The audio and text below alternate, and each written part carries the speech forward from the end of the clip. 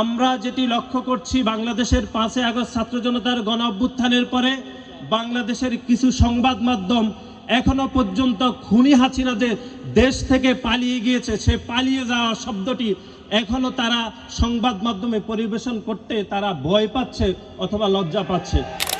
বৃহস্পতিবার 28 নভেম্বর রাজশাহী বিশ্ববিদ্যালয়ের শহীদ বুদ্ধিজীবী চত্বরে জাতীয় বিপ্লব ও সংহতি দিবস উপলক্ষে শহীদ জিয়াউর রহমানকে নিয়ে রচনা প্রতিযোগিতার আয়োজনে বিশেষ অতিথির বক্তব্যে ছাত্রদলের সাধারণ সম্পাদক নাসির উদ্দিন বলেন, 2024 সালের ছাত্র জনতার অভ্যুত্থানে বাংলাদেশের 2000-এরও অধিক ছাত্র জনতা খুনি হাসিনার নির্মম হত্যাকাণ্ডের শিকার হয়ে শহীদ হয়েছেন।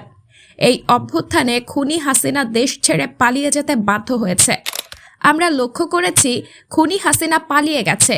এই কথাটা বলতে বাংলাদেশের কিছু গণমাধ্যম এখনো ভয় পাচ্ছে অথবা লজ্জা পাচ্ছে। সাবরিনা জলিল, সবার কথা।